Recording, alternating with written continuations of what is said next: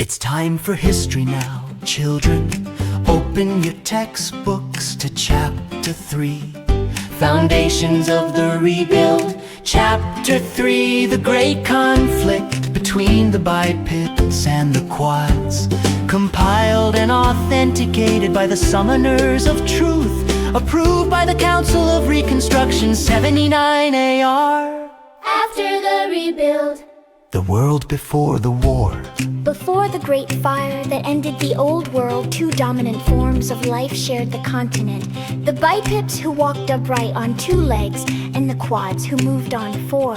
The bipeds, though physically weaker, were cunning and inventive. They built the cities, forged the metals, and engineered the great machines that powered civilization. The quads, stronger and closer to the soil, cultivated the land and provided food for both species for many centuries. A fragile balance held between them. The bipeds crafted the tools and the quads fed the world.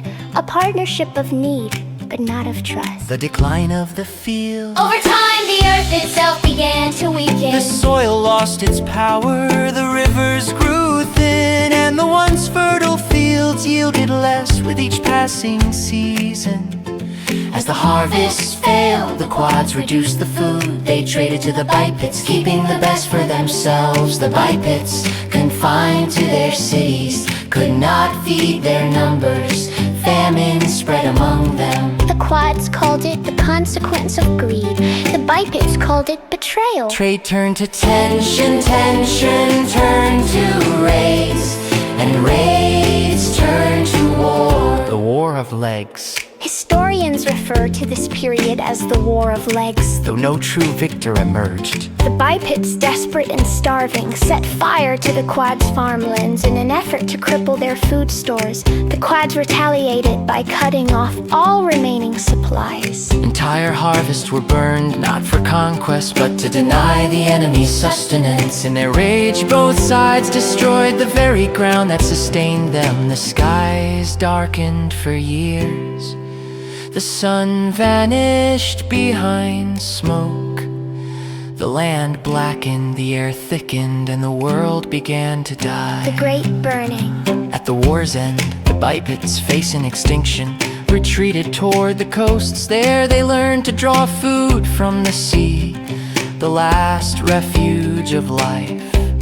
But vengeance still burned in their hearts. In their final act, they conspired to ignite every remaining field across the continent.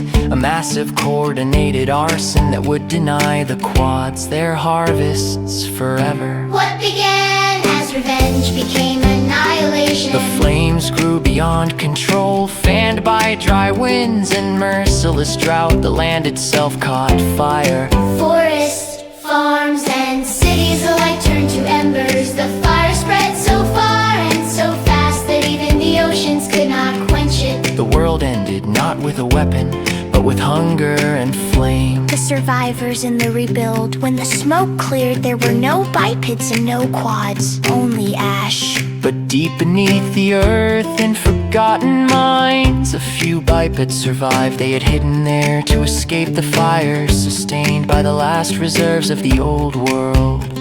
Years later, when the air cooled and the land grew quiet, these survivors emerged. They became the founders of the rebuild, the first architects of the new civilization. They carried with them the knowledge of the old world's sins, swearing to never repeat them.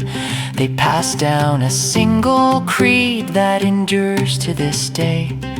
The world burns when hunger divides. The world heals when Workers unite. This is why our society stands on cooperation, Not competition. This is why our crops are shared and our cities planned together.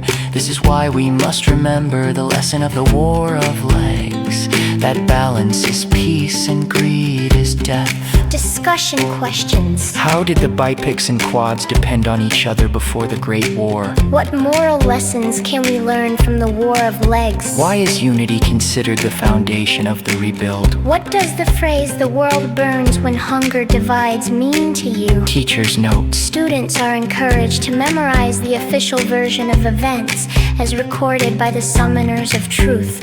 Alternative interpretations of pre-rebuild history are considered destabilizing and will be addressed by local reconstruction councils. Closing quote. History is the scaffolding of peace. Remove a single beam and the whole world falls. The summoners of truth.